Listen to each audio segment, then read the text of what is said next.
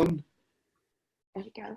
Welcome everyone to Miracle Makers. This is one of our live meetings here we're doing for the community. My name is Greg Larson and I'm a co-founder of Miracle Makers Academy with my beautiful, lovely, smart, talented, intuitive, caring, nurturing wife, Dr. Sarah Larson. If you haven't met her yet, she is a total gem and I'm so in love with her. And unfortunately, she could not be with us today. And so I will be the one hosting this presentation, which we have a special guest, one of our miracle makers for the last year, who we love so much, Dr. Marga Macias. And we're going to be talking about some insights and tips and strategies and all that good stuff from her latest book, which is called Birthright, 5 Secrets to Reclaim the Power of You. And I'm excited to hear this. As I was telling Dr. Margaret earlier, I got my my pencil and my paper because I'm sure there's going to be some great insights today. And so before we get started, we are going to we're going to do a little centering meditation. And for those who don't know, I am a sound healer, although I do not so much of it at the moment because I'm very busy as a dad and as all kinds of other stuff. A husband, business partner with my wife, all that other stuff. So my sound healing, I don't get to do a whole lot, but I'm looking forward to having this opportunity to do this today. So for everyone joining us, we're just getting started. And this is going to be a guided, more like a centering meditation so we can get centered before we bring on Dr. Marga and begin our journey with her. So here's my crystal singing bowl. And this is tuned to the F note, which is the heart chakra. And so if everyone could place their hands over their hearts, you can place one hand, I guess, or if you have both hands available, you can do both hands. And I'm a big heart chakra guy because, you know, it's pretty common knowledge that our heart is pretty amazing and a source of so much love and intuition and guidance. And yet, how often do you give your full attention to your heart?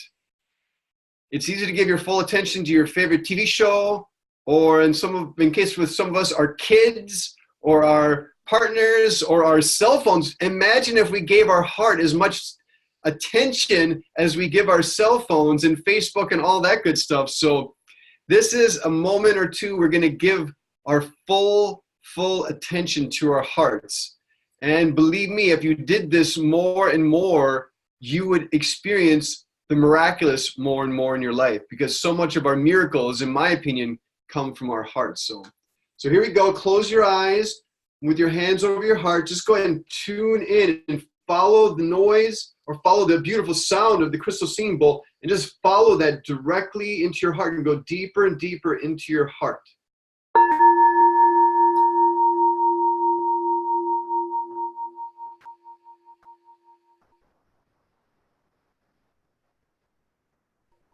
And now I want you to, quietly to yourself internally, say thank you and express gratitude for your heart.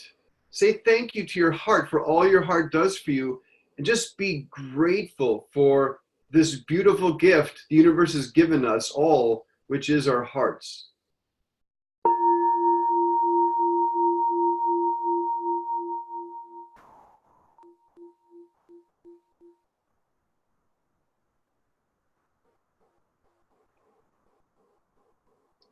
Now that we're tuning in deeper and deeper to our hearts, I want you to ask your heart this question. And the question is, how are you calling me to serve? Tune into your heart and ask that question. How are you calling me to serve?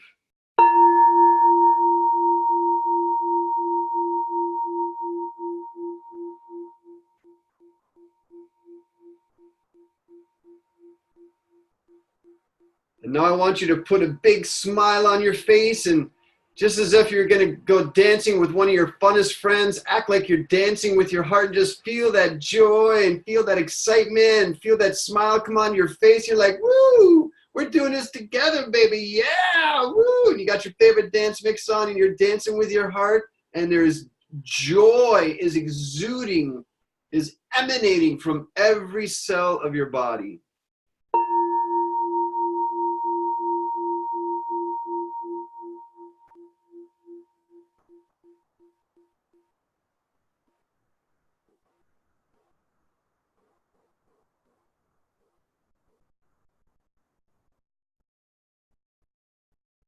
That was so nice. Thank you all for joining me in that. For those who are just joined the call here, we're just doing a little centering meditation before we get going with our presentation today. And as I mentioned earlier, today we have joining us one of our Miracle Maker members, Dr. Marga Macias, and she's going to be talking or sharing with us some of her insights and her tips and her wisdom that she's compiled in her book, Birthright, 5 Secrets to Reclaim the Power of You. And so I'm going to bring Dr. Marga on now, and we're going to get going. Hi, Dr. Marga. Let me get you off. Oh, okay, there we go. Yay! How are you doing today? I'm good, Greg. How are you? It's good to see you. Well, I'm so excited because even when you read that first word you have there, birthright, you know, it is truly our birthright to be miraculous, to be loving, to be receptive, to be giving. There's like, we're born this way, and so much of it gets almost like stripped away from us or muted or subdued, or it's through trauma, we deny it, or there's so much that's keeping us, in a sense, from what is ours by birth. And so I mean, that's just when I see that automatically comes to mind. So I'm so excited today. I've got goosebumps over my arms right now, actually, because it's like, wow, it's like, what are we holding back from ourselves? What are we holding back from how we give to others? What are we holding back from our health, from our mental health, our physical health, just because we've allowed life and other people to mute us from our birthright? Yes, and that's why when I was choosing a title for my book, it didn't take me even one day. I mean, it just came to me instantly, Birthright, because it explained everything that my book is trying to share. And it's also very important, I want to say, that it's not by our fault that this happened.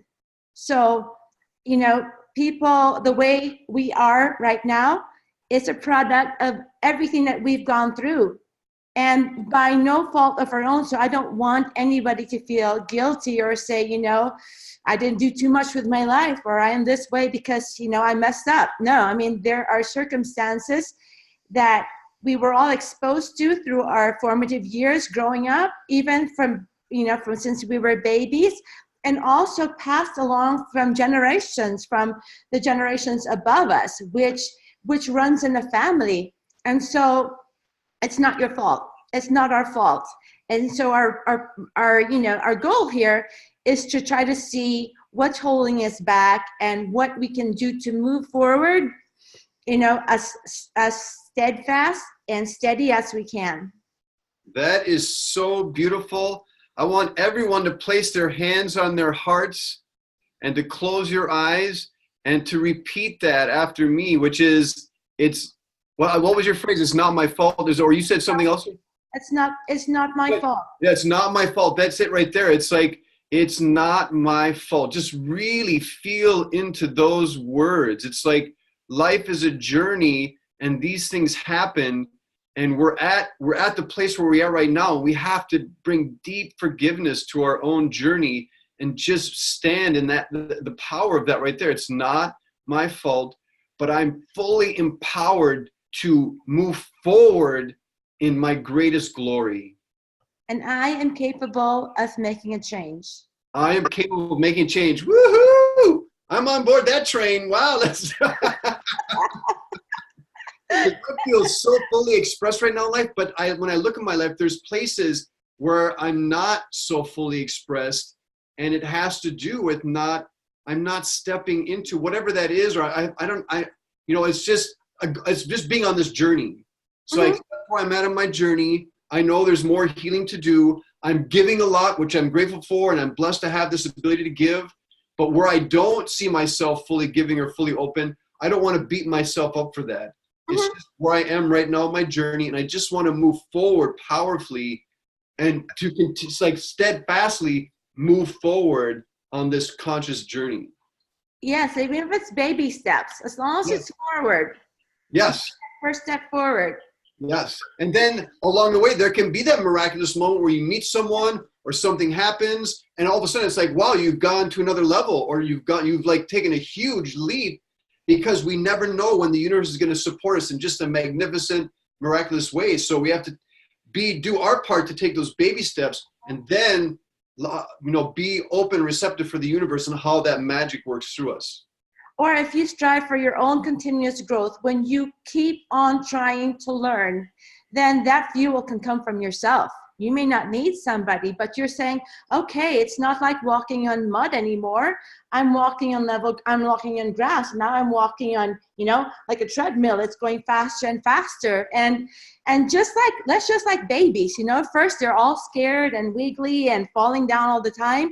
But once they get that confidence, that's what I always tell the moms, you watch out. The moment they get their confidence, there's no stopping them. They're running like crazy. Wow, that's such a great thing, confidence, because that is, I see that a lot with, personal growth experts and topics like that. Self-confidence is so important, because we know within we're capable of so much, and yet we're not being fully, we're not stepping into that powerfully. And that a lot of that can come down to self-confidence. But if you look at a baby, once it reaches that level, and like it has a confidence, they are like down this aisle, over that couch. They're like around up the stairs even. They don't care. It's like dangerous stairs. I don't care. I'm going for it. They will die from a table. Yeah, they will die. Exactly. So I'm excited to get going, because this is, and it's very simple. When you really think about it, it's simple. But it's just things that we have to remind ourselves. And I still have to remind myself of these things that I teach. There are moments when I do still pick up my book and I say, where was that part? I need to reread it again. Well, that's the part of having a community, which is why I love Miracle Makers so much too. And you're so involved with the group. It's like you just get that group energy. You hear about other people and their successes and their setbacks, and to have a group to take that journey with is also very powerful. Mm-hmm. Yep. Awesome. So where do you want to begin? Okay, so I made a little, this keynote presentation. Yeah. So that we can have some visuals, so people don't fall asleep just listening to my voice. Yeah, well, you got that. Let's look at that. Sure. Yes. And just to break the ice, I wanted to share with those who just came on that, and you weren't here when I said it earlier, but I was trying to make these slides this past week, but it's been crazy busy at work with so many sick kids. And so my one and only time to do it was last night after work. And I was rushing. So I did all my chores. Feed my pets, have a scarf down, a quick dinner. And when I was walking my dogs, because it was pretty dark. So I have this little luminous thing that you have lights behind, the orange lights, and it's a glow in the dark thing. And so I did my thing, and I worked until 4:00 in the morning. And then I went to bed. I was about to go to bed. I said, oh my gosh, I still had the luminous things and the lights were still glowing at the I went to bed laughing at least. Yeah, there you go. That's a good one. Yes. Yes. Okay, so I'm going to share. Oh, I almost clicked leave the meeting. Don't click that one. Share my screen. Okay, here we go. Share. Awesome. Oh, let me play. Yep. On this Mac. There we go. Now we can see it. Yep. Okay. So let's get started. my program is called Birthright. I have actually two programs. One is for the diabetes group, and this is my Birthright group. And as we go along, you're going to understand where the name Birthright, comes from. And the subtitle is 5 Secrets to Reclaim the Power of You. And it's my goal for you to come out of this one feeling more motivated and feeling less hard on yourself and feeling inspired, and know that 1, you're not alone, and 2, you will never be alone. And there's a lot of people on the same boat just like you. And we all have our ups and downs. We all go through the same thing over and over again, because that's the balance of life. It's never always a bed of roses. It also has its thorns. There's always a spectrum. You can't always have good. There's that balance, and it tips off. And so there are days when it'll be difficult, where you have your challenges, you have your hardships, you'll have your tears. And there's also, it can also tip where the days that you have your joy and your love and your success and your fulfillment. So life is not about staying on one plane. It's never going to be great. It's always going to tip and shift. But it's how you adjust to the downshifts that will make all the difference in the world. Yeah, I want to say something. What I experienced with that is that, I could have married someone who was like, didn't speak a whole lot, or was like kind of monotone and like did whatever I said. I could have done that, or I could find someone like Dr. Sarah who's like, oh my gosh, it is a hurricane and a tornado and it's like all over the place. But I keep telling her, baby, I love this. My life is so exciting. I'm like on the edge all the time. It's like I fully embrace this, because that I don't want that other, like being on one level. I want the richness of life, and you just be you and show up in all those different ways, because I love it. It's like it makes life so much more rich. And so by embracing it, you live a richer life, because it's part of what life is. So Yep, that's exactly it. So for those who don't know me, let me introduce myself a little bit. Once again, I'm Dr. Marga Macias, and I'm a mother of these 2 beautiful children. My son is 26, and he's working with computer programming, very successful. My daughter is graduating this spring from business management. So proud of both of them. They are the loves of my life. They are my why. They are why when things got so tough, I pushed forward. It was because of them that I fought through everything and did everything I could to survive and to thrive and to take them along this journey with me. So that's me. Coming April, I will be 30 years a doctor. And I've been a pediatrician for 25 years now, this January. I'm an author of 2 books. My first book ever was Turn Diabetes Around. And it's like a diabetes 101 for those that are newly diagnosed, who are scared out of their minds, don't know what to do, don't know how to deal with it. And it's also partly to inspire and motivate them to know that they can reverse it, or they can control their blood sugar without this fear. And so that was my first book. And the second book is Birthright, which I am going to be speaking about in this next series of talks. And I'm also a health and wellness mentor. And I wanted to share something really special, Greg, because yesterday, January 25th, was the 11th anniversary of my ruptured aneurysm in my brain. Oh, wow. I didn't know that. Wow. Yes. And so many people die on the spot. Many die in the operating room. Actually, the statistics, 1/3 die on the spot, 1/3 die in the operating room, 1/3 come out of it, almost 1/3 comes out of it with weaknesses or problems that they cannot speak, they can't walk, so they lose their body functions. And I think only 2% make it 100% intact. And what makes my life for what do I know now, a miracle, is that my neurosurgeon said I didn't just bleed once, but twice. And so to survive that and come out 100% intact was a miracle in itself.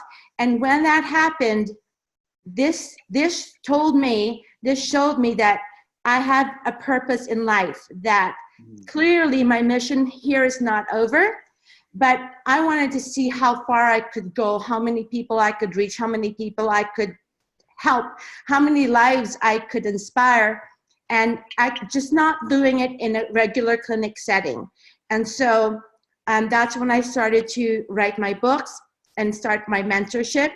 And this aneurysm also taught me a very valuable lesson. It taught me to honor and listen to my body, because there were so many signs that, you know, were bringing me down one by one. And back then I didn't know any better. So I just took it as it came. I was so overwhelmed, overworked. I was a single mom, very young kids then. And, you know, I was depressed with my job, so many different things going on. My father was dying. I had health issues myself. The love of my life, who I was in a relationship with after my ex-husband, we were falling apart. And so it's just like wham, bam, bam, bam, bam. And I think that's what also contributed to this thing. Granted, I was probably born with the aneurysm, but I probably would have gone throughout my life without it rupturing.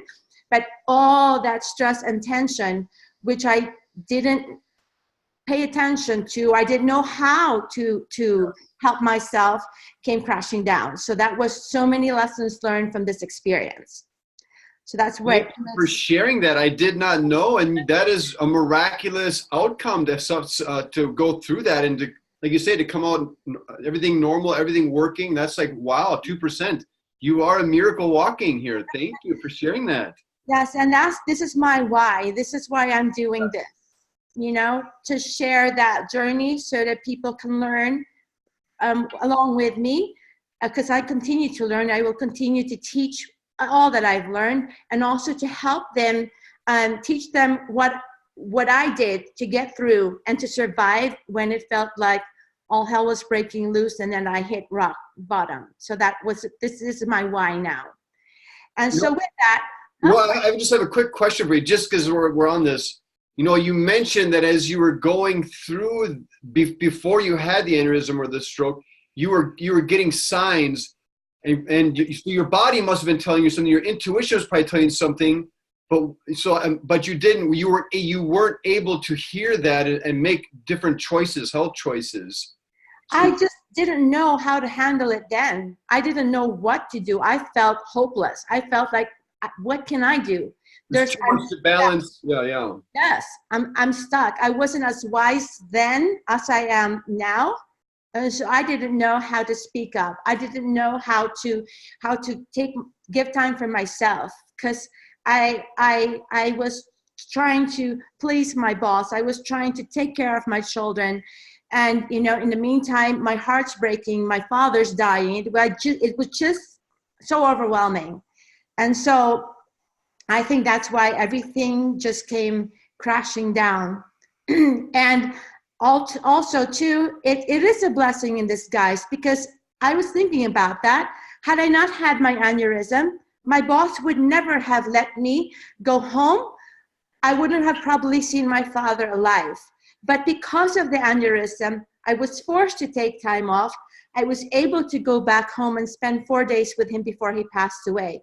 So that alone is another miracle in itself. Wow. Almost like divine guidance. Or it was just like, yes. Yes, and that's what I'm trying to say, you know. Even when life seems to be raining down lemons, there are always reasons which you will figure out later on. So you are going to be able to see that later on. Now it could, when you're in the middle of it, it can seem like the darkest place you've ever been, where it hurts to breathe. You don't want to even get up in the morning. It's like you can't clear your mind. Yeah. But when you get past that, and I'll teach everyone how I did it. When you get past that, and then you can look back and say, wow, this is why it happened this way. And so now, whenever I have really difficult challenges or heartaches come into my life, I always ask myself, what am I to learn from this? I don't know now, but I know I will. And so I will take what is given to me, because I know that everything that I go through is for a purpose, has a reason. Yes, yes, yes. Okay. And so that's how I started to try to reach out to help people. My first book is Turn Diabetes Around Here. And the enemy here, of course, obviously was diabetes, because I was dealing with a lot of obese patients who were becoming type 2 diabetics because of their issues, and parents not knowing what to do with it. So this was like my basic 101. This is applicable to adults too. I've had people, I mean, I'm happy to say this has gone international, because people in Asia, and especially in my country, my country of birth, the Philippines, I know Australia, Canada, and some parts of Europe are you know, looking at this book. So it makes me happy. And so when I don't even know people and they write and say, you know, thank you, because of you, I feel inspired. And then they write me back and say, my hemoglobin A1C, I mean, they give me their numbers, and they lose weight, they're happy, they're healthy, they're coming off their medications. It's I'm just like floored. So that was my first baby. And then, but I said, there's something that I really want to share. And that's what my baby, what really comes from my heart, because that's my life story. This diabetes is everybody else's life story. I'm just trying to put things together to help. Although at one point I was pre-diabetic, never diabetic, but this birthright was my journey. And so it was very painful, not really painful, but it was challenging to write that book, because I had to go back to all the experiences in detail and kind of relive the pain, but thankful now that with the understanding that I went through it for a reason. So, and that's what I try to, you know, want people to learn, that there is a reason for things going on. You just have to trust that it's not in vain, that you will gain something from this. So that was my Turn Diabetes Around, my first book. And then this is my baby, Birthright, 5 Secrets to Reclaim the Power of You. So diabetes was the enemy of my first book. And the enemy behind this birthright, I'm going to reveal in a while. I don't want to spoil the surprise, you know, the storyline. But there is an enemy behind this one too. And so Dr. Sarah had asked me to do this in 3 parts. And so January, February, and March. And so I am glad it's 3 parts, because it was just too much to break down to say my book in one without being able to share so much, you know, insights. So this is how I'm going to do it. Lecture 1, which is today, it's an introduction to birthright. I will explain what birthright means. And I'm also going to talk about the number 1 enemy that keeps you from claiming your birthright, which exists in all of us. All of us have it. And the third one is I'm going to talk about the triggers and the roadblocks that keep us from claiming our birthright, okay? And then for the lecture, the second lecture next month in February, I'm going to devote this talk all about pain. And the reason why I gave pain its own talk is because it's kryptonite. It has destroyed and held so many people back and practically really paralyzed them. Some of us get over it and some never get over it. And that's what, you know, what becomes the crutch, that becomes the lead that holds people from moving forward. And it is important to be able to understand pain and to learn to embrace it, because yes, you can embrace pain, because it always has a purpose in your life. Again, there's no sadistic being up there that just says, let's just give this person all this evil and badness. No, there is a reason why that happens. And if you learn to embrace it, you will grow stronger And with that lessons, you're going to be able to help yourself in the future and help anybody else who has been through the same situation or is going through the same situation. And then finally, on the third one, lecture 3, this is where I will share the 5 secrets to reclaim the power of you. This is 5 topics right there. So it's going to be squashed up into one talk, but this is how I'm going to divide it, you know, for this lecture series.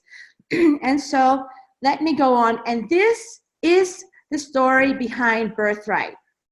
You are born to greatness. And I want to keep slow down for a while, and I want everybody to take a deep breath. I want you to read the words for yourself. I want you to speak the words to yourself. Change it to your first person. I am born to greatness. I am born to greatness. I want you to breathe it. I want you to feel it.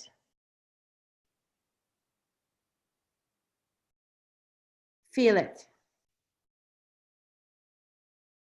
And I have a quick question to ask everyone, because this is the most important question I need to know.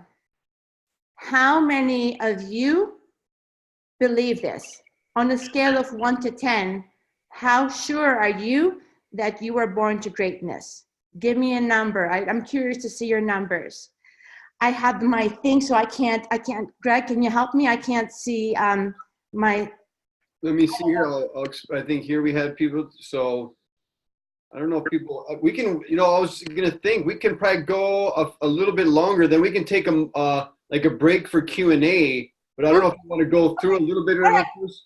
Sure, let me just go through it then. Yeah, but I'm writing down that question. You were born for greatness. What's this? And then on a scale, I'm going to put mine here. Okay, yeah. And then everyone else write that down. Do the exercise and do the exercise. And when we take, we'll stop in the middle there, and then we'll. Oh, says here, me and Gil are raising your hands. Well, like I said, we'll wait until we'll go through a little bit. Then we'll take a break, and then we'll have everyone answer that. So we can get to the end. Yeah. Ruth put here 10. Woohoo! That's my girl. Yeah. Of course she's a 10. Okay. This is the premise behind Birthright. And the reason I ask this question is because whether you believe it or not, that is 100% true for everybody. 100% true. So you better believe it because you have it in you. You were born to greatness. And so you might ask me, well, if I'm born to greatness, why am I having so much struggles in life? Why have I failed so many times? Why am I not successful as I want to be? Why do I have so many bad health issues? Why do I have broken relationships? And yet I'm saying you are born to greatness. Well, let me just give you a little insight why we are born to greatness. Oh my goodness, hold on. Oh my gosh, you know what happened, Greg? What happened? Oh, here we go. Oh my gosh. Number 1. Powerful. Wow. You survive the odds. Now, let me tell you how that little baby came to be. First of all, to make you, your father's sperm had to compete and swim and survive and outswim 5 to 50 million other sperms to get to your mother's ovum. 5 to 50 million, your father's sperm had to complete, one of his sperms had to compete to get to the ovum to make you. Now, you know how many issues there are with infertility and all that. So the fact that your parents' DNA met and made you is very, very important. And secondly, what people don't know is 15 to 20% of pregnancies get naturally miscarried or aborted even before the mom knows that she's pregnant. See? 15 to 20%, even before your mom knew she was pregnant, get miscarried. And then comes the process of cell development.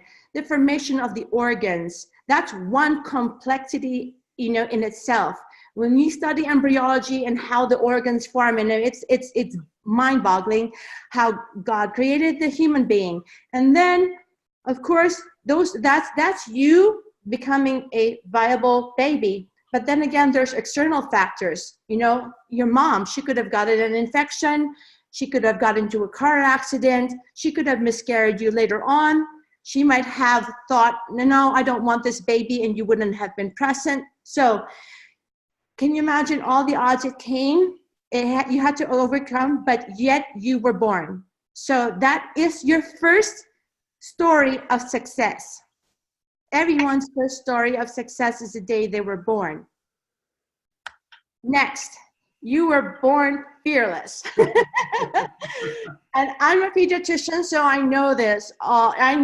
I've seen kids leap from the cabinets and take nosedive and face plunge and all that stuff, and they just get up and go again. They think they're invincible. They think they're strong.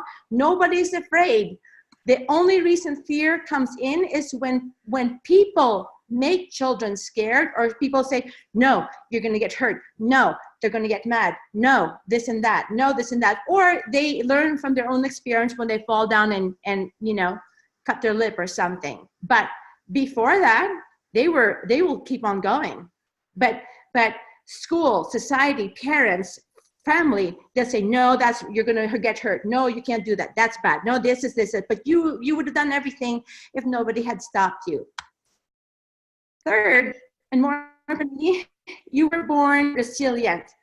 Now, guess how many times this baby must have face planted, or had some bruises, or cut the lip, or fallen hard on their bum, or on their heads, learning to walk. Yet, that never kept kids or babies from getting up every single time they fell down to walk, to learn how to walk.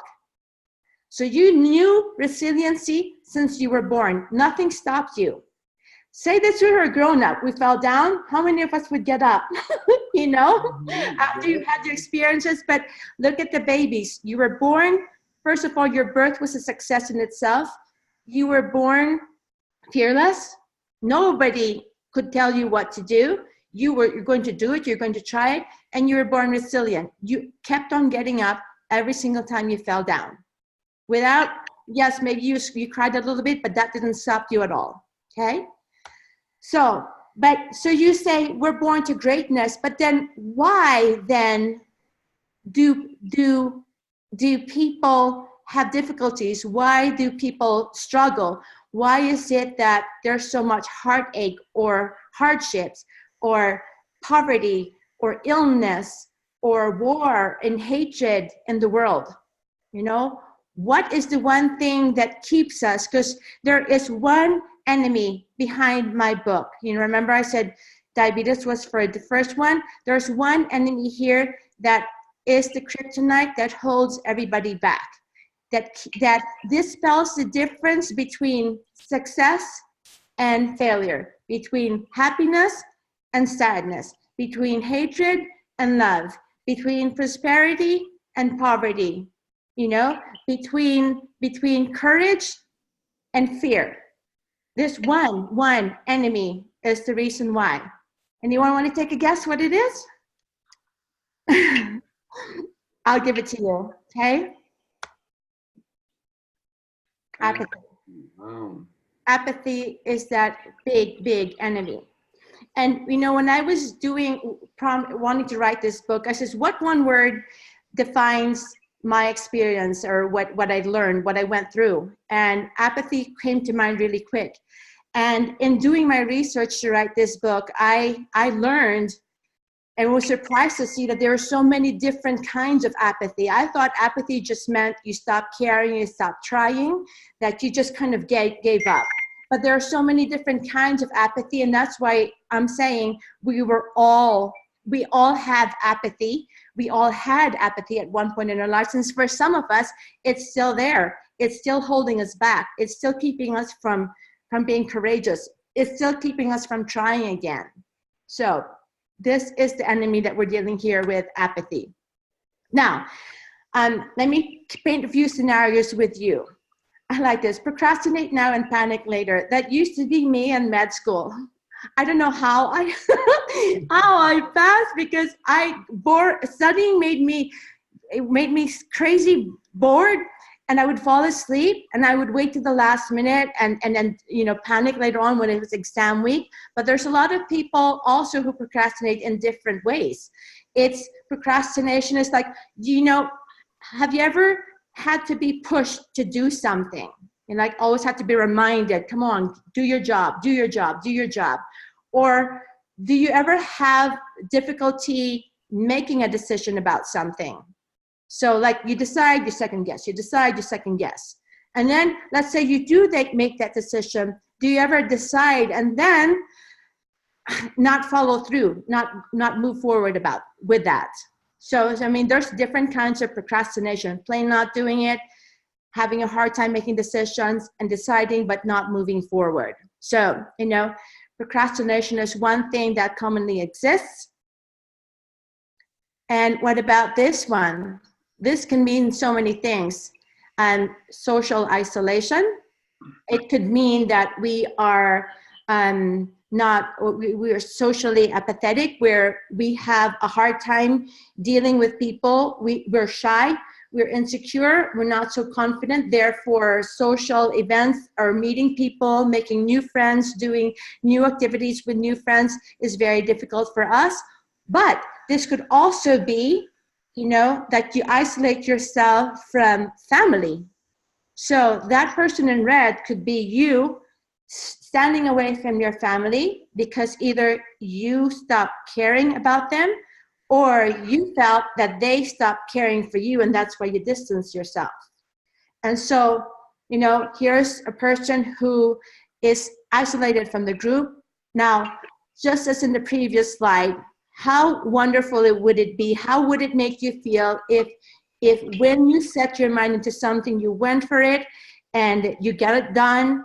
And can you imagine how much time, aggravation, money, frustration that would have spared you if you did not procrastinate? And here with this one, if you were not this way, not isolating yourself, can you imagine how many opportunities you could have had? Hooked up with the right people, met the right person, be happier instead of isolated by yourself or feeling like you were alone. So that's another one. And then here, how many of us are here where, it seems like life was just so hard. It's one battlefield after another, one setback, one delay, one failure, one mistake, that you feel discouraged because you probably tried many, many times but never got to it. And in trying so much, you're finally just depleted of energy, where you say, I've tried so many times, I'm just so tired. I don't have it anymore in me to keep on going. Now, how wonderful would it be if now, you found the way to pick yourself up, dust yourself off when you had a misstep or when you had a mistake, and know how to recharge yourself, know how to recharge your willpower and move forward again without spending so much time, in this state of discouragement and fatigue and energy depletion. How wonderful it would be if you knew how to regroup, to fix yourself up, to hone yourself, tune yourself up, and get the energy to go forward again, right? How wonderful would that be? And so that was me then. I had all these things before, all the things that I described to you, that was me. But then here I am with you now. I'm happier, I'm more cheerful, I'm more alive, I'm braver, I'm stronger, and I'm wiser. But that's all because of the things that I went through. Trust me, just 11 years ago when my aneurysm happened, I was a completely different person. You would not have known me to be this way. You would have thought I was a different person altogether. And so with this, with what I've learned, all the lessons I've learned, not just for myself, but with my experiences dealing with my clients and also experiences dealing with my patients who also go through the same difficulties, I put my book together for Birthright. And here I'm going to talk to you about the triggers that normally cause us to become apathetic individuals. I'm going to teach you how to understand pain and see that it doesn't have to be a crutch for you. I'm going to teach you how to embrace pain, to say, okay, I got this. What am I supposed to learn from this? Moving on, let's go, I'm going to teach you how to do that. And of course, most importantly, I'm going to teach the 5 secrets to reclaim your power. Now, with everything that we're dealing with, when we're faced with a task, it is very important to understand the enemy. In the olden days where they didn't have all these nuclear weapons, you kind of had to study your enemy's tactics. You had to know more or less and think where they were going to attack, what are their strengths, what are their weaknesses. In everyday life, let's say in a tennis match, if you know your opponent, his weakness and his strengths, it's easier for you to defeat that person as opposed to not knowing him at all. See, there's a thing there. And when you know your enemy, like I try to teach the enemy of diabetes, when you understand it, then overcoming it becomes easier. So that's what we're going to be doing. And just a background about apathy. Apathy comes from the Greek word apatheia, which means without feeling. Apathy has a number of synonyms or words that can be similar to apathy or could stand for apathy, such as emotionless, impassiveness, insensibility, indifference, and numbness. And the Public Library of Science definition of apathy, and this was published in their journal January just last year, 2000. Oh my gosh, it's 2 years now, 2017, defined apathy as a multidimensional condition characterized by decreased motivation, initiation of action, and goal-directed behavior. So, for me, apathy is just so much more than these words. For me, apathy can be a poison. It can be a deep-rooted weed that you just cannot remove from your body. And for those Superman fans, before it can be kryptonite, where it paralyzes you into stagnation, where you stop moving, you're afraid to move forward, you just don't want to move because you were so afraid of the experience that you had gone through. And because of life experience, you become apathetic, again, not by fault of your own. And so movement, forward movement, growth becomes very difficult. Now, there are different kinds of apathy, and this is what I want to share with you today, how common it is, because it's not uncommon whatsoever. There's behavioral apathy. This is one of the types. And the behavioral apathy is described as difficulty in self-initiated and goal-focused behavior. So right off the bat, there are 2 problems that exist. One, to start an action, to begin an action, and the other one is to keep moving forward towards the desired goal.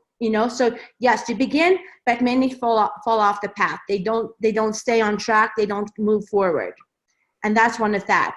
And one of my clients, he's a 40-year-old male, and he had so much difficulty getting anywhere in life because he was a big-time procrastinator. And I learned that since his childhood, he always put off studying. He didn't have the best grades. And even in the future, as fast forward, he's married, wife, 2 beautiful kids. And he was in a job, and he was offered a very promising position that would have given him so much more income, a bigger income, to help sustain their family, because they were having a bit of a hard time making ends meet. And all he had to do was complete his master's degree, which he started 5 years ago, but never completed. But he made all the excuses in the world. No, I'm tired. I'm taking care of the kids. No, I have home projects to do. Oh gosh, now I'm so exhausted from my whole day of work that I just need to, I need to go to sleep. I need to rest. I can't work. So, in other words, and then that has led to so much frustration and aggravation by his job, by his family, his wife in particular, and also for himself. You know, he was becoming more and more frustrated because he knew he had to get it done, but he had the tendency to procrastinate, and his behavior was put it off, put it off, put it off. So that's one form of apathy.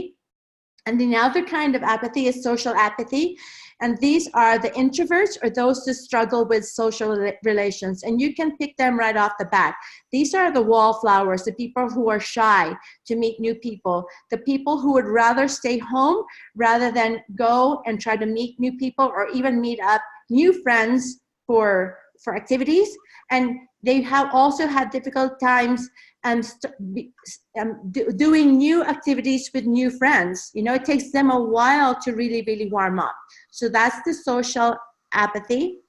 And there's the emotional apathy. And there's a term from here called emotional blunting. And emotional blunting is when you are so numb that you don't feel joy or sadness anymore. Your affect is blunted. So let's say you hurt someone, you don't feel upset. Let's say somebody you know that you cared for died, and you don't shed a tear, you don't even feel sad. I mean, that's the extreme of emotional blunting. And one of my clients was actually a mother-daughter team, and the mother came to me because I actually diagnosed her daughter with pre-diabetes. She was only young, she was only 8. And she was obese, and she was pre-diabetic. And because of this, since we had to be checking her blood sugars very frequently, she was so upset. And she took it out on everybody, myself included. She would hurt her mother on purpose by words and by being defiant. The looks that she would give me was, you know, what you call looks that could kill. I mean, she was so angry with the whole world. And so she shut herself off from everybody. Was she hurting down inside? Of course she was. But then to everybody else, she was a stone cold wall. Nobody could penetrate her. Nothing anybody could do, say, or reason with her was going to get through her. She was emotionally apathetic. She shut herself off from everybody else. And apathy is also associated with different conditions.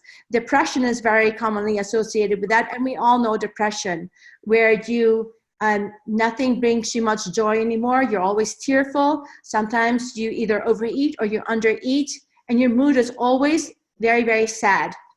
And then anhedonia is another condition that's associated with apathy, and anhedonia is the inability to find joy or happiness or enjoyment in things that used to bring you joy. Let's say you used to love to go play tennis. You used to love and paint.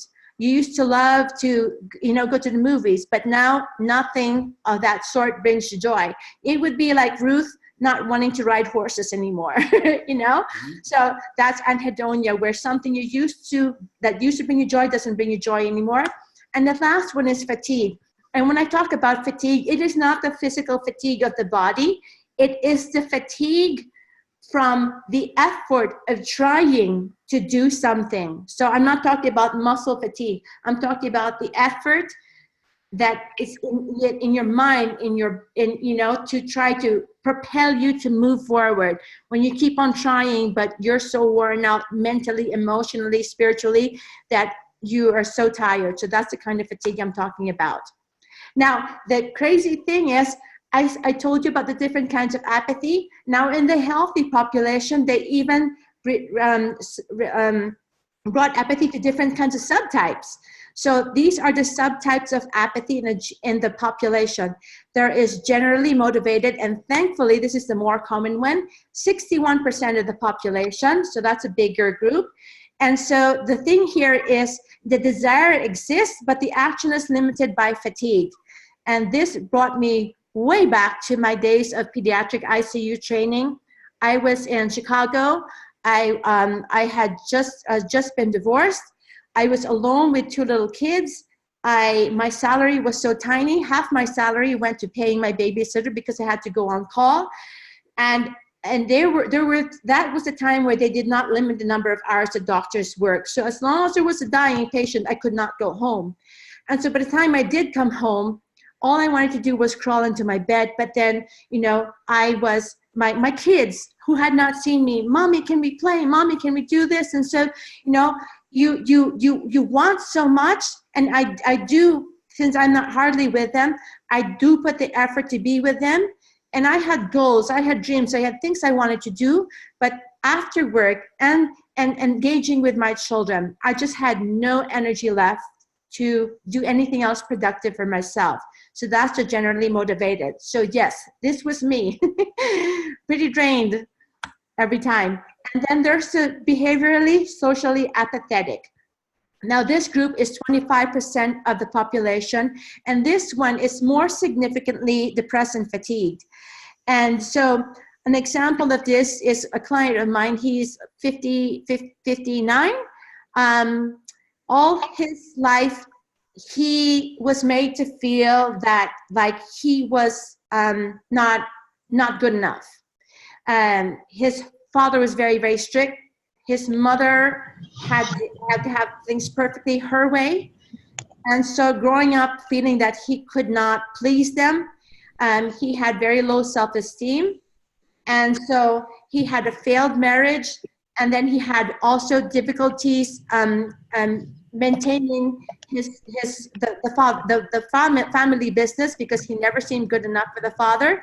So it came to the point where he just became more and more tired of trying, more and more depressed, until he just isolated himself from everybody. Completely isolated himself. His character completely changed. And I had to work with him for a very, very long time. It took, maybe 3 months of really digging down deep before I could swing him back over. And you know, it's so rewarding that he tells me, thanks to you, my life is good again. And so now he has, he and his wife are in the process of are divorcing. It was a very toxic relationship, and he had found someone who's making him happy now. And he found his worth. He found what gives him the drive. And so now he's branching off in a completely different business and is much happier now. So this is wonderful, a wonderful story about him. This more or less how he was like. It was heavy, so heavy to try to pull him up because he was practically giving up. I mean, he had given up and isolated himself. So to bring him out from this to where he is now, you know, it took a lot of energy from me, but then there's nothing more rewarding than to see somebody come out the other side. And then finally, we also have the emotionally apathetic, and this is where 12% of the population fall. And remember the anhedonia, where you stop finding joy in the things that used to bring you joy before. And this is also a client of mine. She's a 59? No, she's older. So she's like 60-year-old, where she had a very unhappy childhood. And so with that, she became so bitter. And so bitter that she stopped doing things that she liked to do because they said, I don't care. They don't make me happy anymore. You know, no one gets me. No one understands me. And another one who just shut herself off. So that's the emotionally apathetic.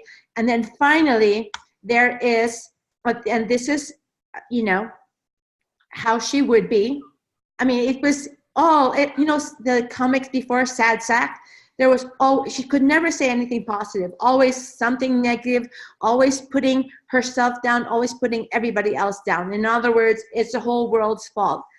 I'm sorry, but it's not her fault, but for her, everybody is to blame.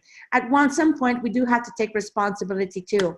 And then finally, thankfully, there is a generally apathetic, which is only 2% of the whole population, but this is the extreme. This is where I don't know if I could even really pull somebody out from this because they have completely given up.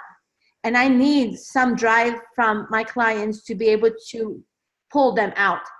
I cannot do the dragging by myself if they have 100% given up. And this would be a very, very big challenge to work with. And thankfully, I didn't have anybody so far yet in this category. So again, you know, facing your apathy and taking the reins of control. The way to face your apathy and taking control is to, the most important thing here is to identify the triggers, because we didn't become apathetic for no reason. We had triggers, some repeated throughout our growing up years, throughout our adulthood years. There could be huge, painful triggers of the past, or recurring triggers that keep us from moving forward, from stepping out of the apathy and moving forward. So it's very important to be able to identify those triggers, you know. And the other important thing too is we have to know your subtype. So what subtype did you fall under? Which one did you resonate with? Were you just generally motivated but just too tired, or have you lost all hope? It's important for you to kind of figure out where you belong. And also, like I said, identifying your past triggers is crucial, because the sooner you identify it, the quicker you can you can try to ask for help or find help to recover. Because the longer you are in this state, imagine like a whirlpool, you know, it's round and round and round. And the longer you stay in the whirlpool, the lower and lower and lower you sink. Well, the lower you sink, the harder the climb to get up, you know. It takes so much more effort to climb out of this whirlpool or step out of the quicksand, the lower you sink. So it is crucial to try to identify your triggers as soon as you can, so that when you identify it, you know what to do, how to move forward from that. And so, let me go through the triggers. And these are the more common triggers that I am going to be sharing with you based on personal experiences, and that also from my patients and from my clients. So one of them is a big one, is discouragement from past attempts and failures. And of course, this is a big one for everybody, you know, especially the harder you try, the more effort and energy you put into it. If you failed, that fall is harder. So it's harder for you to get up when you felt that you gave it all and you did your best, but you still failed. So, you know, this is one of the big triggers that keep people from moving forward. Do you think that person is going to be ready to jump up the next time and go for it again? No, they're going to be a little bit more cautious, a little bit afraid, a little bit more intimidated by, if they're going to especially be being faced with the same task that caused them failure in the first place. Okay. And let me see. And this one, whoa, is it a biggie? Feelings of unworthiness. Feelings of unworthiness. And I'm not good enough. Many of this is rooted as far back as our childhood days. I mean, that's what I'm seeing. A lot of that stemmed from either one of the parents, both parents, or guardians, whoever reared you up, that they somehow at one point made you feel that you weren't good enough.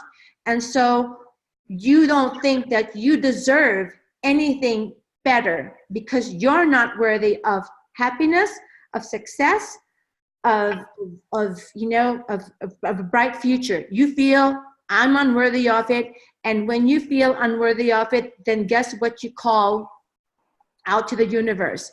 I'm unworthy. Guess what it's going to send you? It's not going to send you nice, happy, you know, good opportunities, because you don't think that you're worthy of it. And that brings me to one of my clients. And I knew this young lady before, and she was bubbly, bright. We got along like sisters. And then one time, she had called me. She was in tears, and she asked for my help. And so I went to pick her up, and I was shocked to see her because she looked like a skeleton. She was pale, white, skin and bones.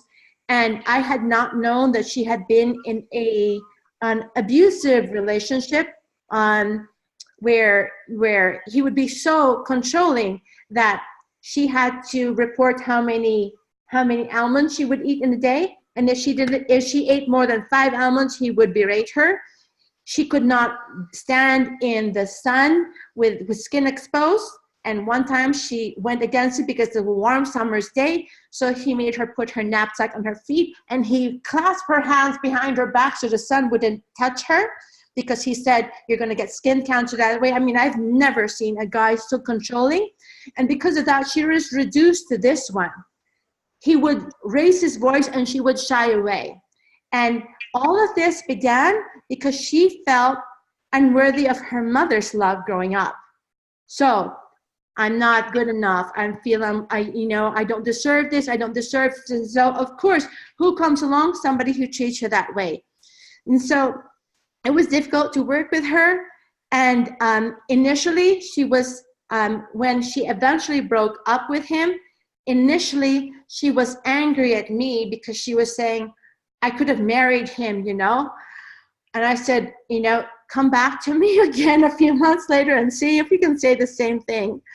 And then afterwards, then she realized I dodged the bullet right there. I dodged the bullet because where she is now is in a happy relationship where she can smile, she can be herself, she can do what she wants without having to be such, with stringent rules. And if she didn't follow, then he would get physical on her. So that was really an evil place to be with, an evil person to be with. So that's another one. And of course, there's the pain of rejection. I had this myself.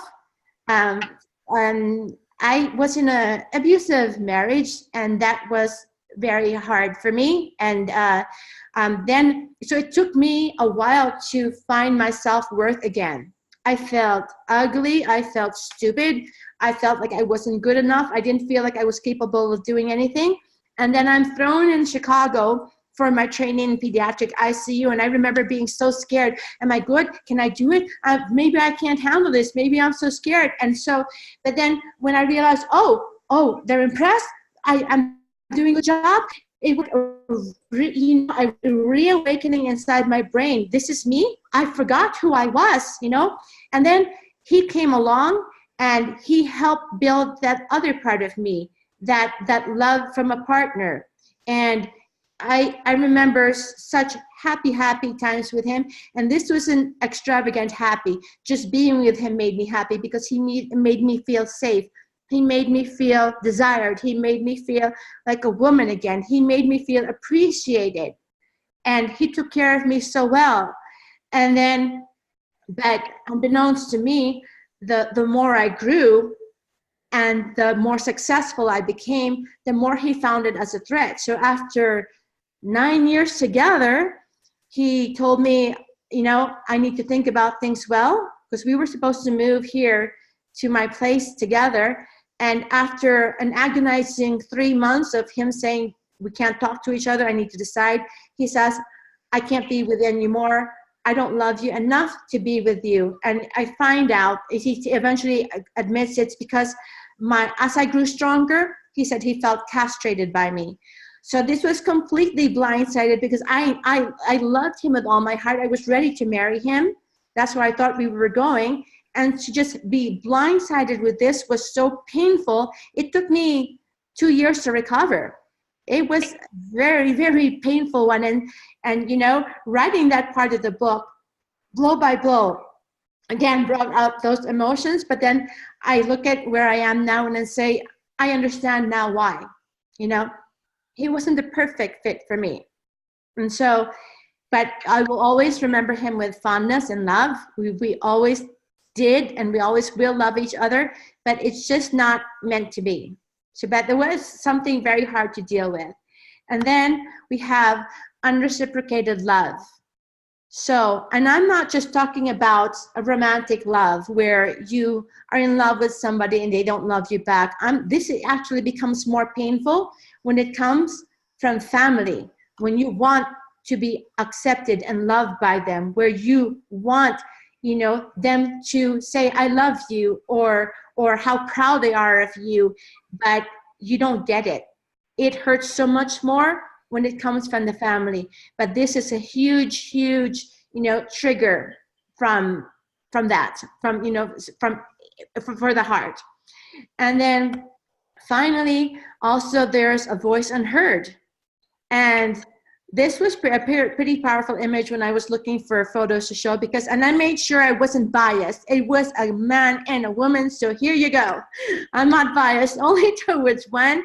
You know, there are times when we don't let the men's voices be heard, or they don't let our voices be heard. So it's an equal thing. And it's very difficult, especially when there's an urgency or importance in what you are trying to voice out, but it's either ridiculed or put down or told to shut your mouth because it's not worth their time. So that's that. And so with all these triggers, undeniably, they become roadblocks in our life. And that's why I got this image with a huge boulder in the middle of the road, because yes, all our past experiences, whether we were participating with them or not, or they just came into our lives, they have become roadblocks. But there is one roadblock bigger than everything else that I mentioned, the biggest one of all. So bigger than the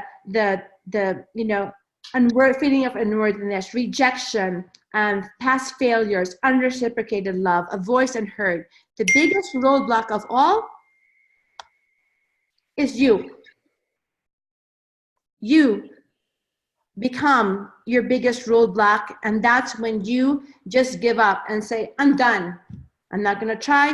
I'm not worthy. I'm not going to succeed. I just don't want to do it anymore.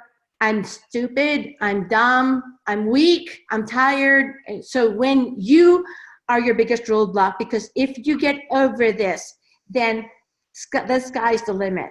So I want to make this clear. It wasn't all these things. Yes, they hurt you, but think about the success stories of people who have gone through so much pain and tragedy, yet they emerged, like people born without limbs and they emerged, or people who had cancer but made their lives so special, people who were born with defects, yet they come to inspire people, people with immense tragedies where they lost their whole family, yet they're not bitter. They're not spewing hate. They're not angry at the world. They learn from their experience. They're courageous enough to speak out, and they try to help other people too. So yes, you can be your biggest roadblocks. So now it's facing the demons. And yes, this is David and Goliath, because that's how it feels when you are trying to overcome the roadblocks and you're trying to overcome your demons inside your head that tell you that you can't do it. This is how big it seems. But remember that little stone knocked Goliath down? So all you have to do is make your mind shift. Now, there's also the triggers that cause this. I mean, the roadblocks that cause this. This is almost related to the past, to the triggers. Can anybody take a wild guess what this is? I got this image? Of course, good old unworthiness. And like I said, almost always, there frequently starts at a very young age. So it depends on who we were with, who brought us up, how we were told. And sometimes it's not because we are not loved, but the person who brought us up has so many issues with themselves. They are so unhappy with themselves. And so the only way they know how to react is to lash out and try to hurt the people who they love the most, because they're miserable themselves.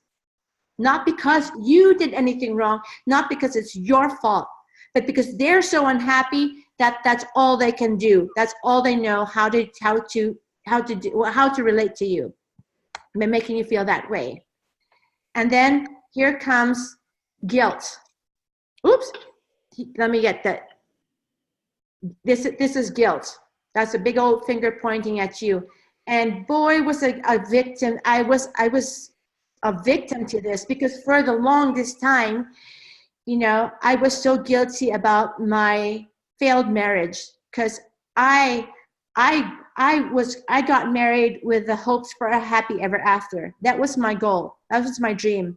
I remember my father's parents were so in love till the day they died. They were holding hands and giving each other kisses, and I used to watch them and be so inspired and say, that's the way I want to grow up. That's the kind of love I want to have, just like them. But then, and my circumstances beyond my control, It was a very toxic relationship where I feared my safety and the safety of my kids who were still growing up. So I knew I had to get out of there before people got even more hurt, because I had been to the emergency room enough times to know that I can't make my children witness this. But then there was that guilt that kept on, brewing inside me. I failed my children. I should have given them a happy home. I should have had an intact family life for them. So I was ridden with guilt. Every time their father would visit and he would leave and they would be crying, and I would have to sit in their beds and hold their little hands until they fell asleep. I was just keeping it together while I was with them. But as soon as I went to my room, tears of guilt, tears of pain for what I put my children through. I was guilty that my marriage failed because I could not give them the happiness that I thought they deserved. So that was the guilt. And then here comes this other one. Of course, shame. Shame in, different forms. That you've tried and tried and tried. You had business ventures but did not succeed.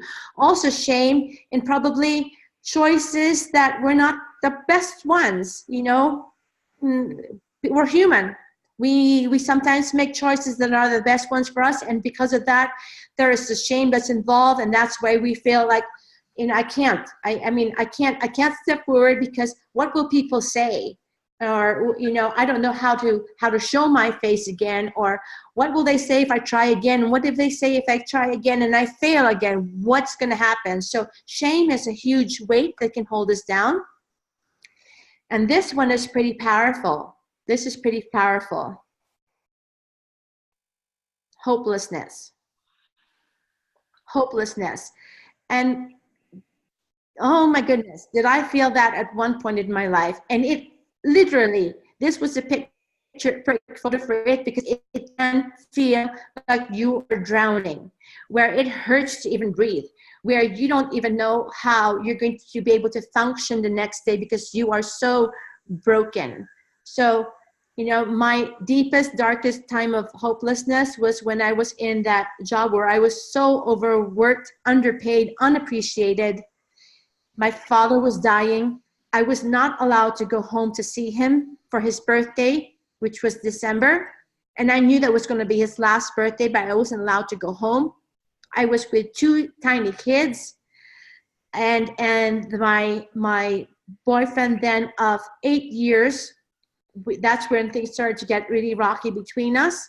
And then came that aneurysm. So then the recovery from that. And when you put that all together, I said, how much lower can this go?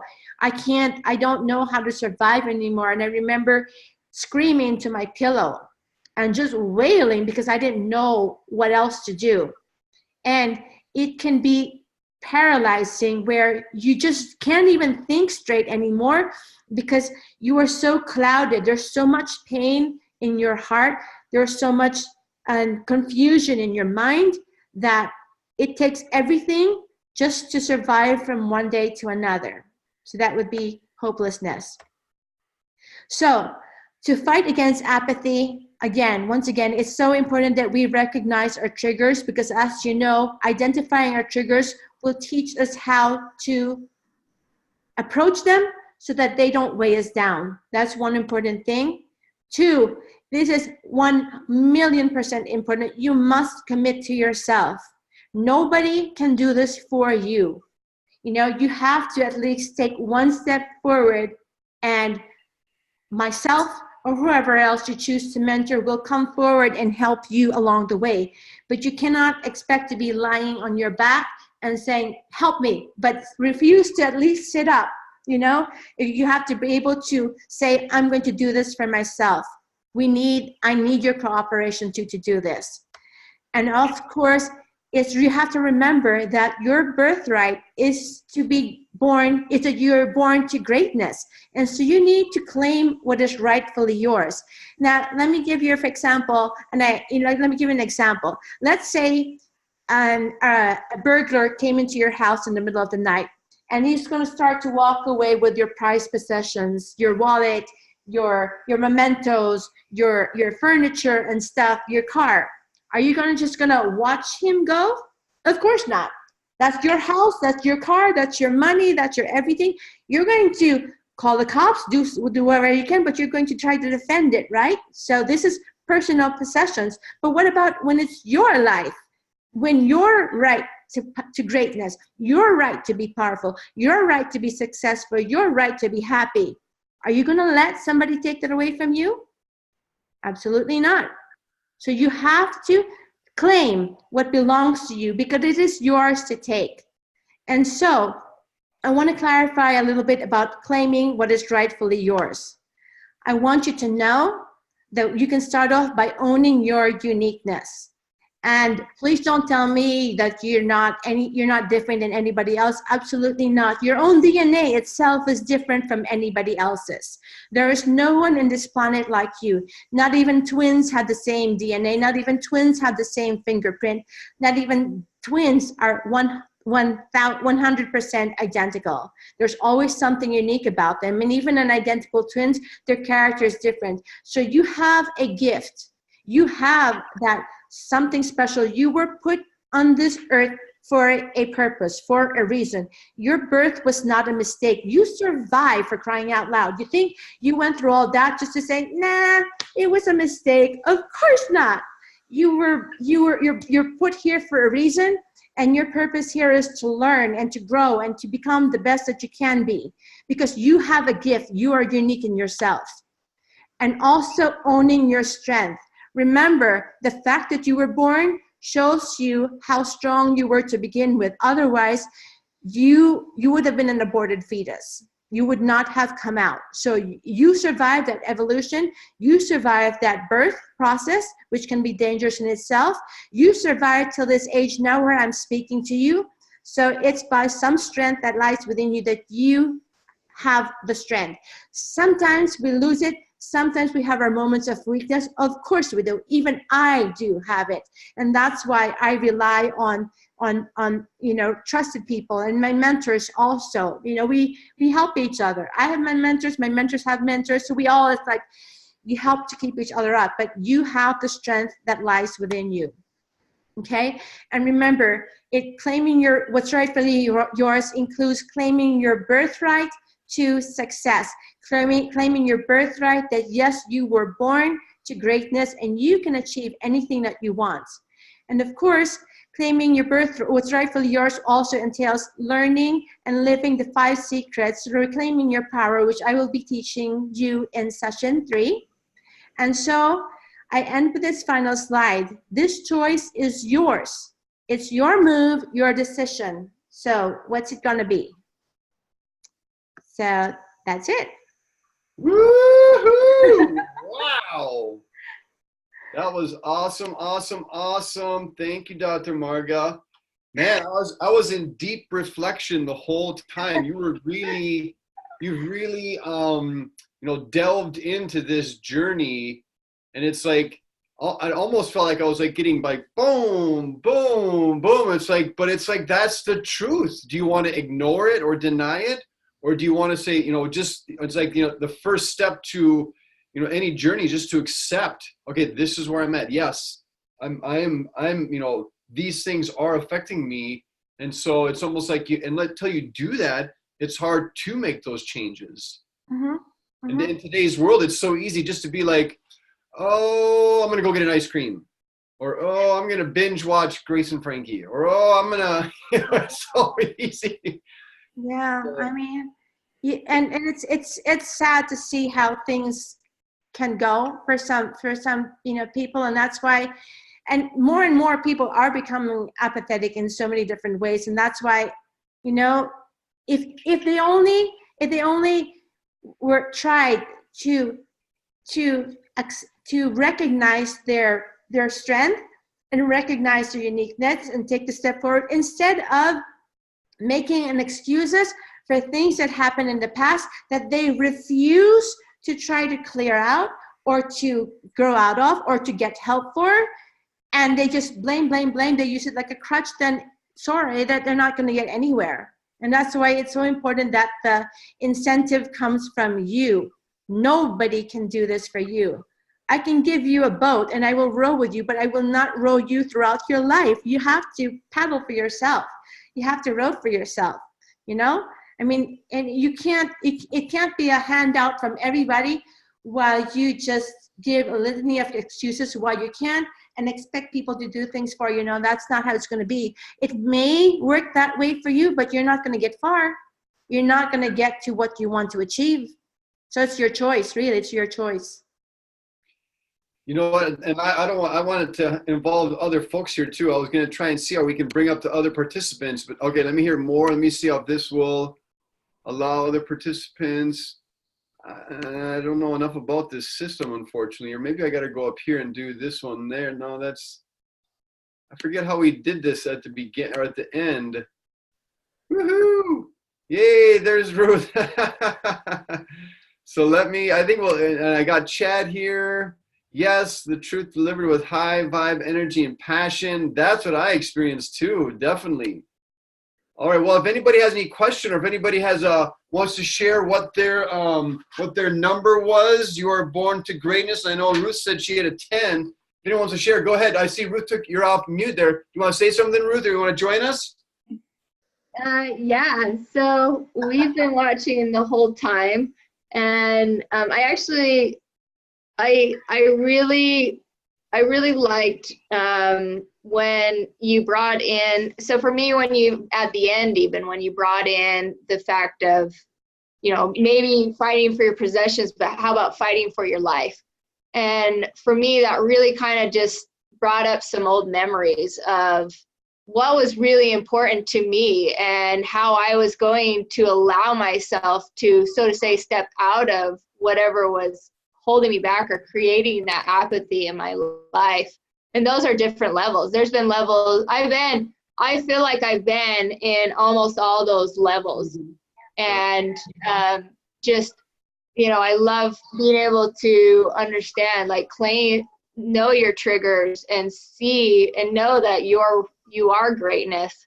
And that's been such a powerful beacon of light for me when it's been so lonely, and certain things that you naturally fight for really are not adding any value to your greatness.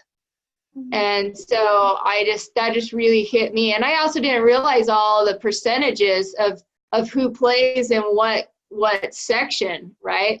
With the different apathies. And I also didn't know that they break it down like that much now. Yes.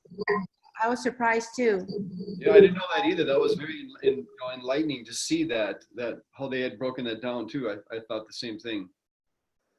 Yeah, so I think my question kind of goes back to, you kept mentioning, you know, how we are already basically a miracle through birth in itself.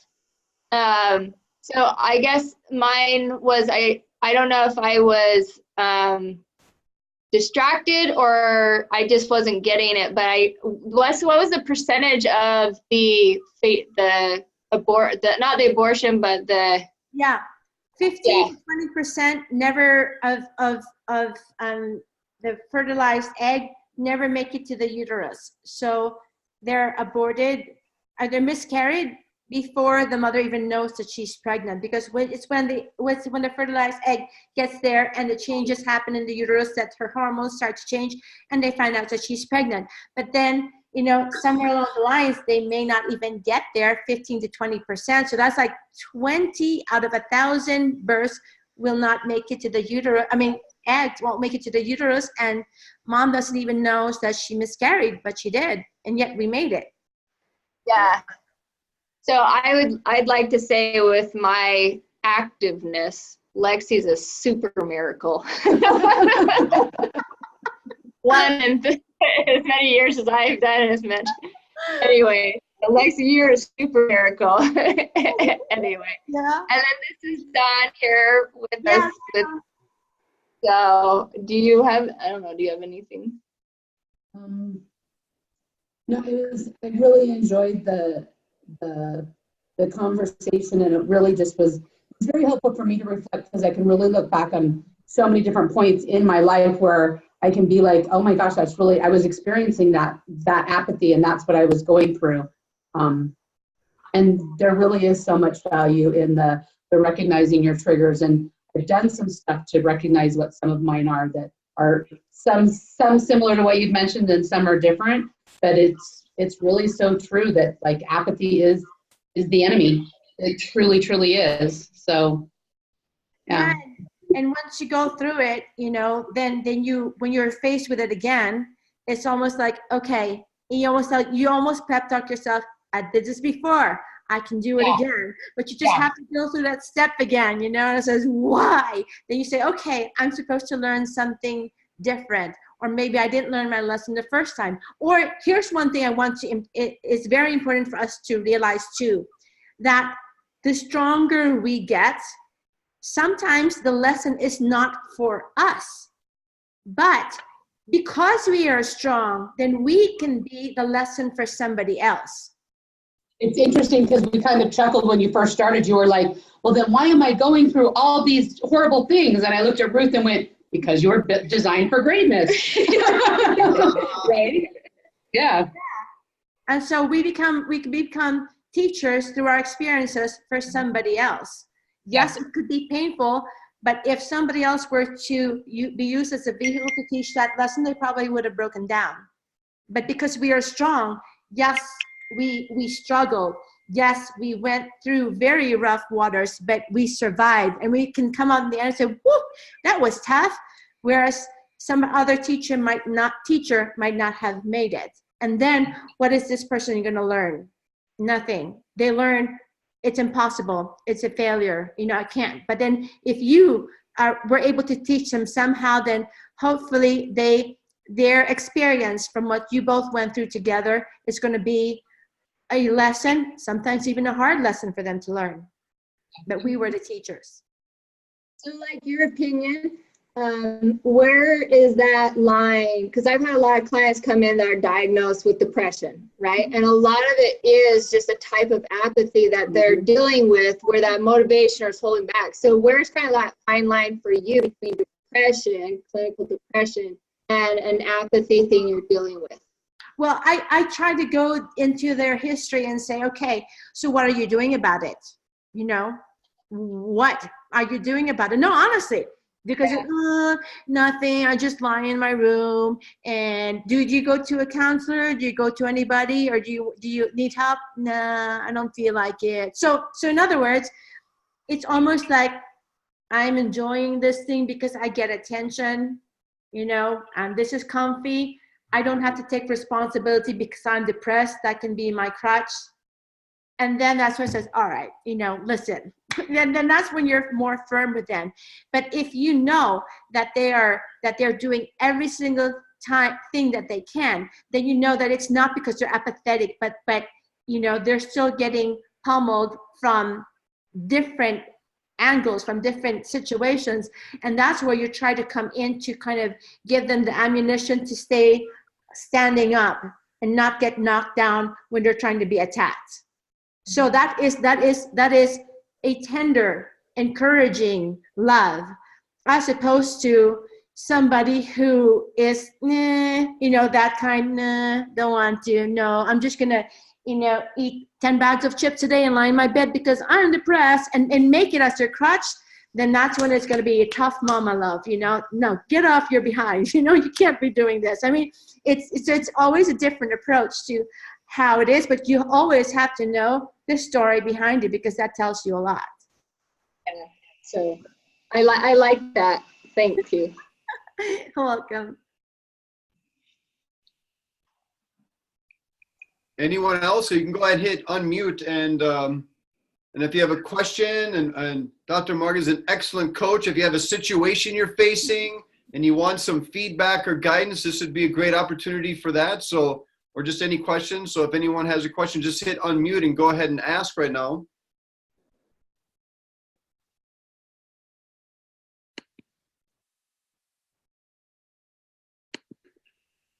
No? Okay. I have a question, and she may have already went over this. I lost service for a minute. But so, like, when you kind of circle back into, you know, those different things in life that what is the best way to approach those, you know, to get back up and to keep going and not let it overtake, you know, like, does that make sense? Like, so you're not like just sitting around eating a bag of chips feeling sorry for yourself. How do you get back up to really just keep going and remember it's those things?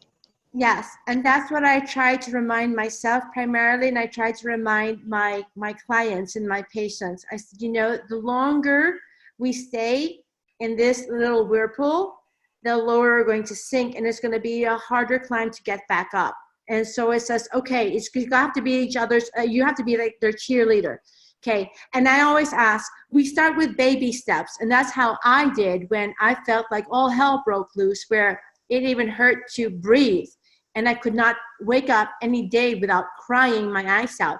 It's just, I look forward to one tiny little positive thing every day, because you can find it. There's something. It's either like, I'm going to give myself a nice shower today, or I'm going to be able to the sun is out and I'm going to take a walk in the sunshine.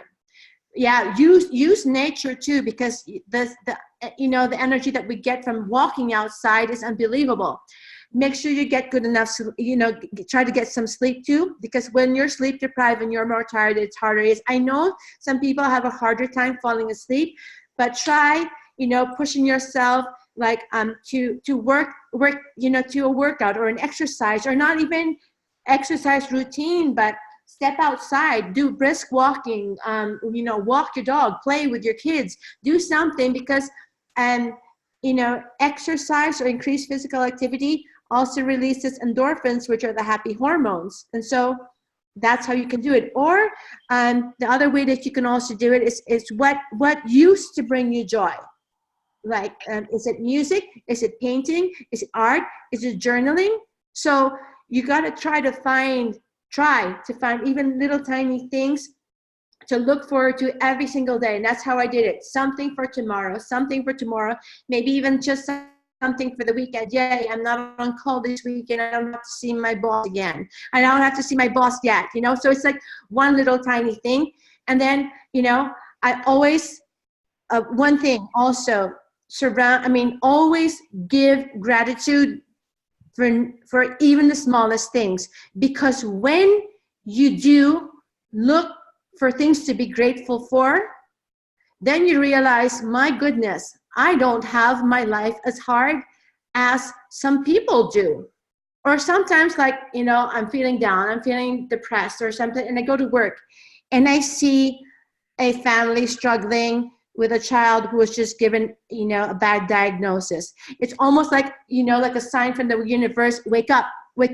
Look, your life is better than this one. So it's trying to find little positive things, whichever way, whether you have to, whether it's something that brings you joy, or something that you can look forward to, gratitude, things that you love to do before, being active, those are little tiny baby steps that you can to help uplift your mood, your spirits.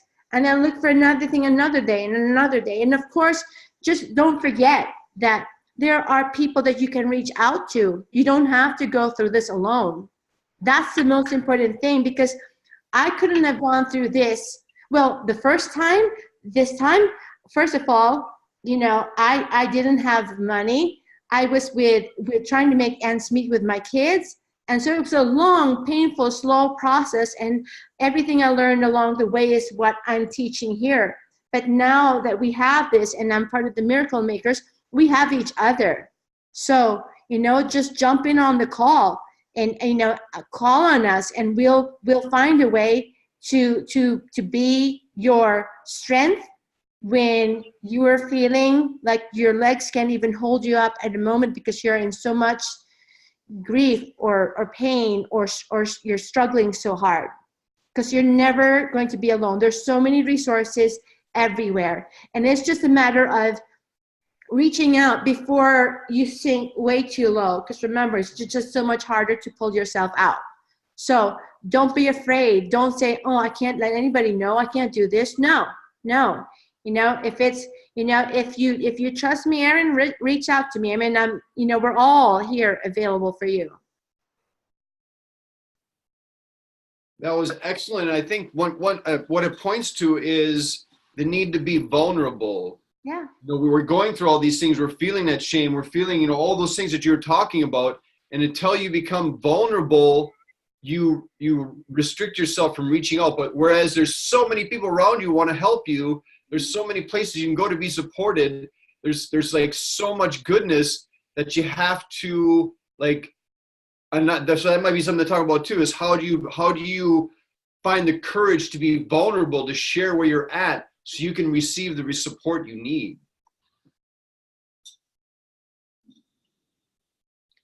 So I don't know if you have any insights on that, Dr. Marga.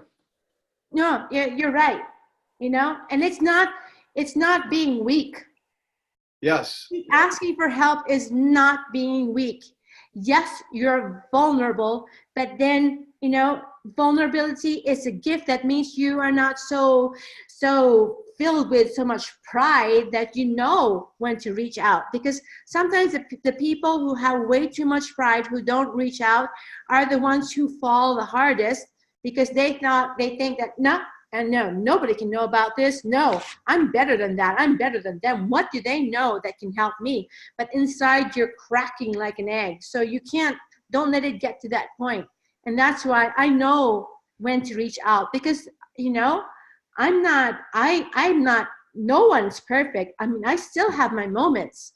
You know, I still reach out to people here in the Miracle Makers when I'm having a difficult time, and they either teach me how to see things a different way, or they give me affirmation that I'm on the right track.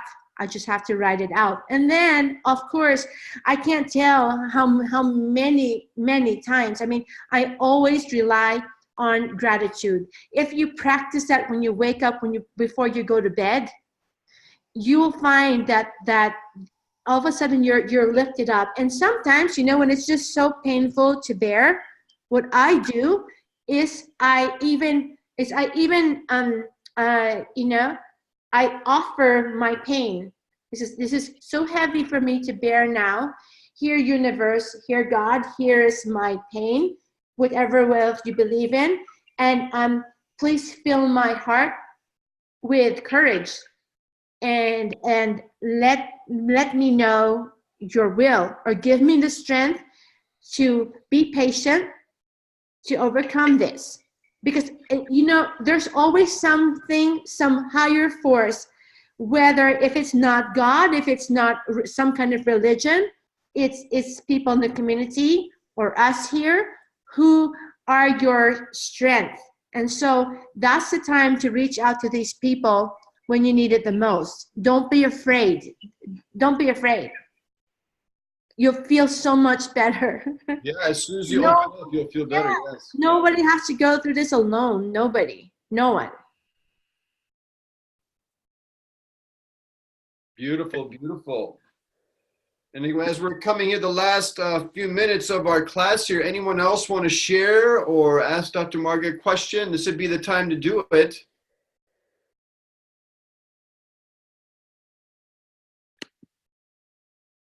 All right, all right. Oh, Lori, did you want to share something?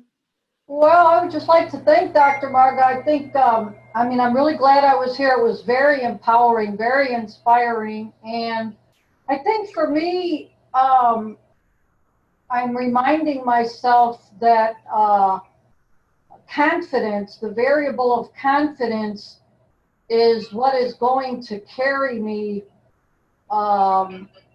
going to be my strength in committing to the actions that I'm in need of making, as I choose to provide my own dignity in accepting where I'm at, and not comparing myself where I think I should be or where somebody else is, and just being true to my own journey, where I'm at in my journey, and knowing that I am empowered and responsible for knowing that I have it within me to go wherever it is that I'm wanting to go. So clarity on my vision, on what I'm wanting is an intention for me to work on. But I was just really glad to be here, and knowing it's not my fault, nothing is my fault. I'm in a good place as long as I'm not dumping on myself for not being further along, but also knowing that I'm exactly where I need to be, and where I am is perfect for where, and the confidence is going to only increase to the extent I'm not shitting on myself for not being further along, But I was really, I'm really glad that I heard you, and I really acknowledge your journey, and thank you for sharing it and for your power in sharing it. Anyway, thank you very much. I'm glad I was here. You're welcome. Just trust the process. Everybody's pace is different, and everybody's lessons are different. So just because someone went through something faster, well, again, your circumstances are never 100% the same as somebody else's. So you can't say, well, how come they got it done sooner, or they overcame it faster than me? But their circumstances were different from yours. It's different. Everybody's journey is different. So don't compare. Just trust the process. And like I said, find any tiny little thing to lift your spirits every day, because there will be something, there'll be something you can treat yourself to. Like me, if I'm feeling down, I will walk when the sun is out, because being out there and breathing the fresh air and seeing my dogs happy, it kind of clears my mind, Yeah. And then I'm going to go to sleep today, or I'm going to treat myself to a tub bath, or you know what, I'm going to have a cheat meal and have my favorite popsicle today. Who cares? Who cares? Enjoy the moment without guilt, and trust the process, and find gratitude every day. And I would like you, Erin, to try to practice that. At least morning and evening, when you wake up in the morning, first thought in your head, when you go to sleep at night, the last thing that you do, and see how your life will change. Just that in itself is so powerful. Thank you for sharing that. Yes. I was listening to someone the other day, and they were like, when I wake in the morning, I sit on the side of the bed, and they were like, I'm awake. I'm like, I've won the lottery. Just like being alive for another day is like, that was the frame of mind he put himself in, is like, I've won the lottery. I have another day of life to do what I'm here to do, to connect with people, to express myself, to share my gifts and talents. It's like literally every day, in that sense, you've won the lottery. And to wake up and like feel like you like literally won the lottery and let that flood through your body, that's how you want to start your day. Mm-hmm. And your body's functioning. So, Yeah. Yeah. Perfect. All right. We have a few people still. Does anyone else want to share or want to ask Dr. Marga a question or receive some coaching? This would be the time to do it here before we come to the last few minutes here and wrap up. Oh, and I just want to say, because it wasn't here, but I'm on Facebook, Marga Macias, MD. And then I'm on Instagram, Marga Macias, MD also. And then my webpage is margamaciasmd.com. I'll just put that there, margamaciasmd.com. My books are there. Scheduling with me is there. All the work that I put in is there. So, just feel free. And if you know of anybody who can, who can, benefit from this. And like I said, my books are not deeply, they're profound in a way that it's simple, but they dig deep. But nothing is complicated that you cannot understand. Because for me, trying to sound so deep and profound where people can understand what you're saying, it's not making an impression. No, it's being simplistic, but delivering your message and making sure that when you do, people leave feeling hopeful and feeling motivated to do something good for themselves. That's you know, a reward right there. Very good, very good.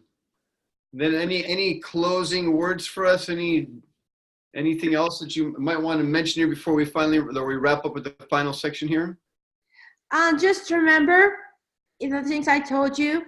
Claim your birthright. Yeah. We're all great.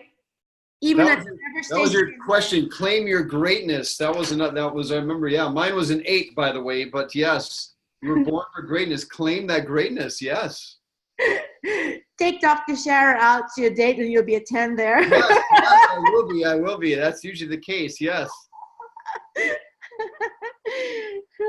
you. Yeah, I love you too. Thank you. So that's it. Yeah, and remember, you're not alone. Yes. No one's alone. We're all here. More than ever, there's more tools, there's more wisdom being shared, there's more guidance being offered, there's more people to connect with. So we live in a day and age where it's funny, it almost seems like there's more people stuck in apathy, and yet there's never been a time where there's more tools and more abilities to connect and more ways to, to receive support. So you know why? Because they choose to let it be that way. Yes, you're right. It's very true. Yeah. It's a choice. It's a choice.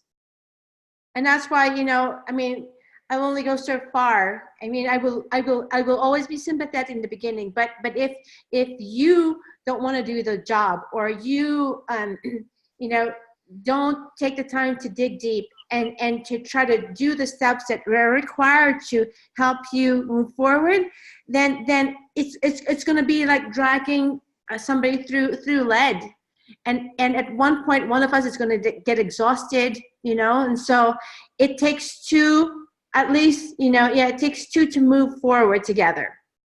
It does take two. And no matter who you coach with, if there's going to be no effort put across, it's not going to work. It's not going to work. So just save the time and energy and your money, because if you must be willing and wanting to make a difference for anything to work. Especially at this level, you're choosing your greatness. That is that is the journey. That is like the journey, choosing your greatness and expressing that. But knowing that as you do that, you will feel more alive, you will feel more loved, you will feel more fulfilled. All of that comes with that journey. Mm-hmm. Yeah. Beautiful, beautiful, beautiful. Well, thank you so much, Dr. Marga, for sharing all your greatness today. We're all great here. It came across, as people were mentioning, you shared with passion. It was just oozing from you, your passion for sharing this and for helping people. So thank you so much for being a miracle maker, and thank you so much for sharing your greatness and your birthright and all this information you've shared. And the journey, I didn't know a lot of that about your journey, so thank you for being vulnerable yourself and sharing your journey today. Yeah, that's why, I'm not just preaching from a pulpit. I've been down in the trenches. You've been in the trenches, yes. I know. A lot of us here know what it's like. So it's not like talking from reading from the books. It's talking from real life, painful, heavy experiences. But look, we're alive, right? Yes, we are. Yes, we are. Perfect. Okay. All right, well, I look forward to class number 2. We'll put out an announcement when that's going live, and then we'll continue this journey with you, okay? Yes. Alrighty. Thanks so much. Okay. Bye, everyone.